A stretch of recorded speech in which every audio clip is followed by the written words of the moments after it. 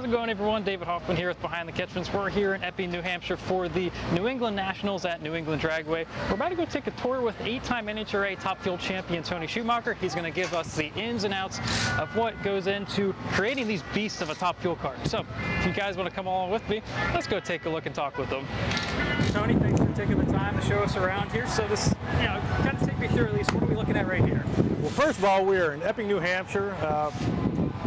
A third of the way through the season at the NHRA sanctioning body's, most awesome sport on earth, 12,000 horsepower machines. And you're looking at the Leatherwood Distillery Top Fuel dragster, which is one of the fastest accelerating machines in the entire world. We go from 0 to 330 miles an hour in 3.8 seconds. The conditions here are going to be fantastic. It's going to cool off into the 60s tonight, and you'll see good elapsed times. Elapsed times mean the amount of time it takes when you hit the gas to when you get to the finish line. 1,000 foot, and we'll be traveling tonight probably around 3.68 seconds, over 335 miles per hour. All of this is built by 9 human beings, a bunch of guys back at a shop who are welding these chassis together, building each and every part. At DSR, which is Don Schumacher Racing, and DSM, Don Schumacher Manufacturing, they build for the Maynard family racing team 400 parts. Parts of the motor, parts of the chassis, parts of the engine blocks, parts of the internal stuff in the roll cage. We build the actual chassis, actually fabricate from nothing in a jig, the whole chassis, which is built, and I'll show you throughout. Generally speaking, it's a lot of parts and pieces put together to make one machine. And the machine has to go from 0 to 100 in 0.8 of a second and 330 in 3 seconds. If you look inside of this, you realize a person is going to get in this machine. A person is going to be asked to do something pretty spectacular, but the whole thing's going to be built by these guys. Each one of them has a unique job. We'll have a guy on the left side bolting the heads on the right side. We have Spider in the back doing the clutch system. We got 2 and actually a 3rd crew chief up in the lounge going to read the weather, look at the surface area on the racetrack, come up with a collection of decisions based off of what they're looking at, what they're seeing, what we see in the cars before us, what the racetrack is telling us, what the water drains, the atmospheric pressure is telling us.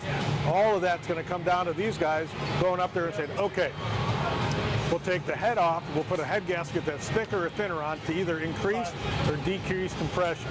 We'll spin the blower quicker to produce more air, or spin it slower if there's already existing air that we don't need to borrow from. And this car will all come together, and then all these teams will try to qualify so that on Sunday, the best 16 cars will race each other. Number 1 will race number 16, 2, 15, all the way up to 8, 9 running. The winner of 8, 9 will race the winner of 1 and 16, like any bracket on Earth. So these things are just beautiful machines. What I tell everyone is this machine has got a purpose. It's to win. But ultimately, looking off the front of this machine, those people standing out there, it's our job to entertain them. No matter what sport in the world, what athletes you look up to and you enjoy watching, it's all about those people. When they walk out tonight, they ought to look at the people and the price of the ticket and go, we paid a lot for this ticket, but we owe more.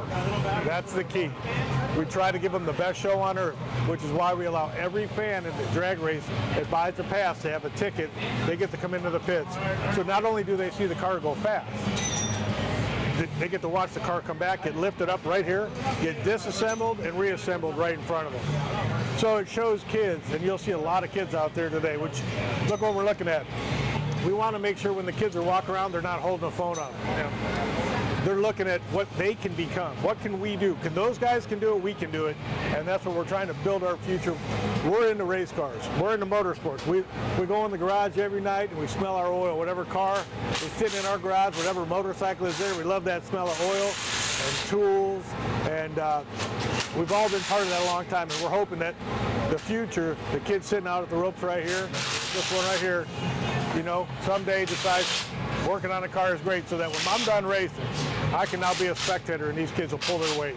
And it's looking at this. I mean, I've watched on TV plenty of times, but now looking at it, I didn't realize how closed in that is. I mean, like, Yeah, for sure. was that like, I know you started off like in the 90s and just everything like that, but was that ever like kind of like a scary thing in a way? Like, oh my gosh, this is like a capsule type of thing. Well, it wasn't a capsule. We designed this in 2000, Summer, what year did we put a capsule on the car? 14, 13, 9, whatever it was. These were open. A lot of the cars you're going to see when you're walking around today will have unenclosed cars. Well, they'll just have a windshield. We designed this with carbon and ballistic bulletproof glass so that in the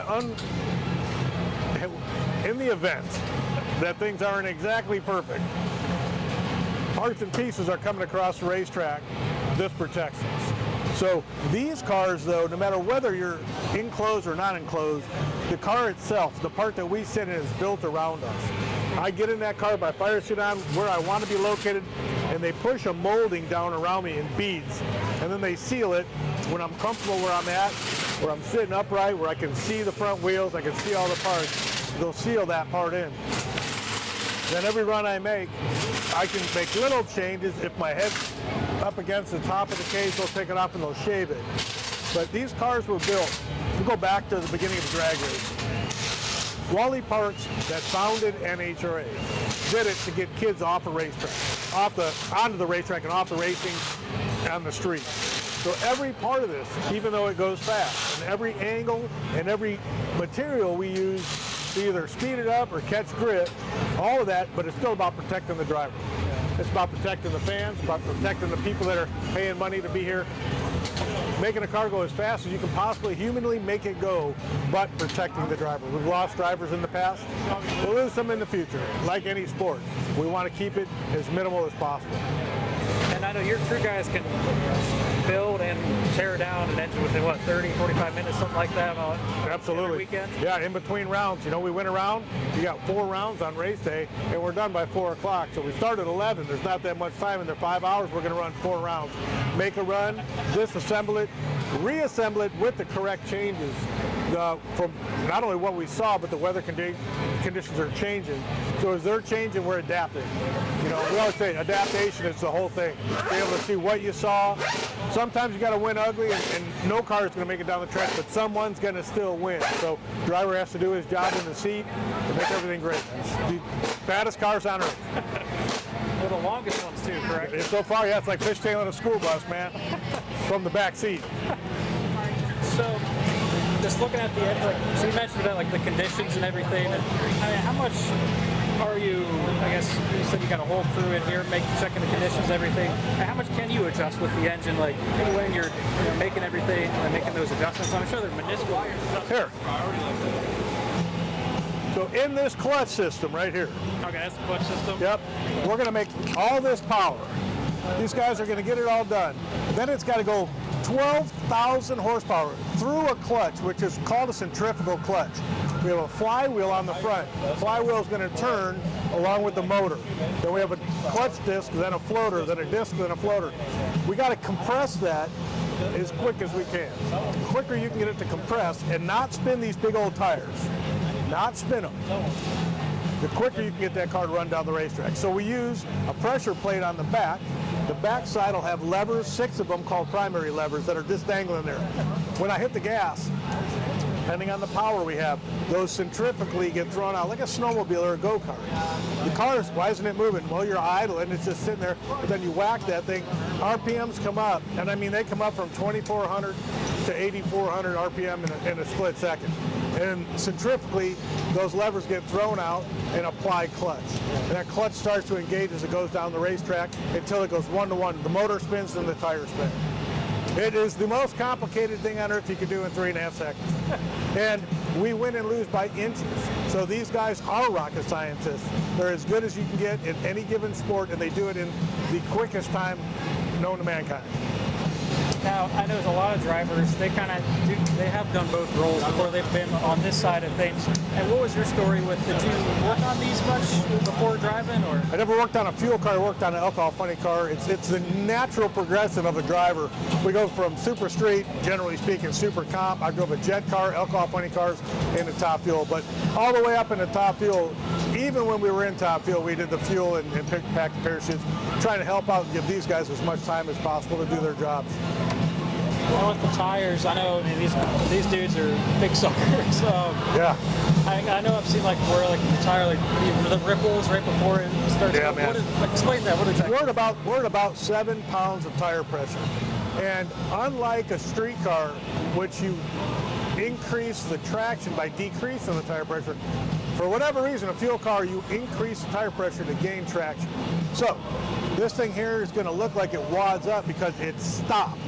And in 100 feet, 60 feet, it's going to be going over 100 miles per hour.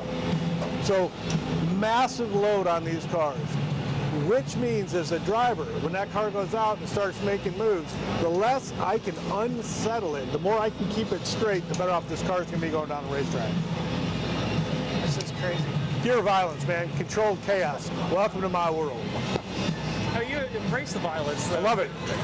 I could have, every now and then, picture this. I hit the gas.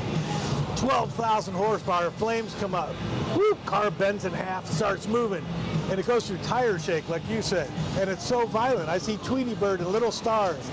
And my tongue's hanging out, and I picture for a second an office job.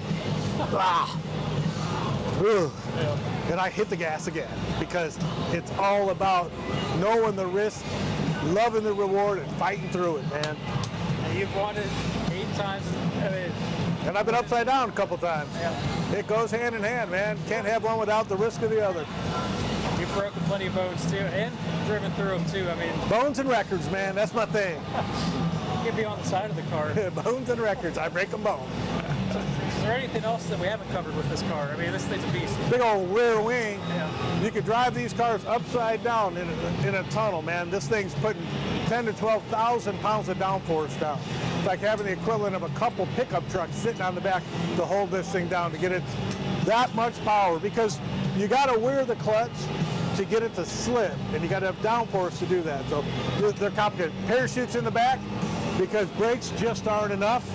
2 of them, 330 miles an hour down to 230 in 1 second. So we go negative G's are just as high. So can you adjust the weight at all? I know absolutely. Florence Motorsport you can as well. Yep. For sure with this one. Yeah, we have 2 different elements. We can adjust the whole angle of the wing and then the top elements. Whatever we need. Crew chiefs, again, evaluate the stickiness. We'll have a machine that goes out, suctions to the racetrack, and they'll twist it, and we give a read off, a number of what the traction is. Then the guys come back, okay, we have this much traction. We know we can increase the power of this. Less wing if we have good traction, more wing if we don't. And I was looking at Epping this weekend. What makes this track different from other places you guys go to? It's like racing when we grew up. It's not a super stadium. It doesn't have massive grandstands. It's in the middle of a great place with great people. And it's like being home again when we started racing. We all started somewhere, and this is like going back to those tracks. I love it. Well, Tony, I think we covered everything on the race car. Good luck this weekend. Thanks for taking the time. Absolutely. You know, we really appreciate it. Lucky butterfly. Hey, you'll end up winning this weekend. Hope so.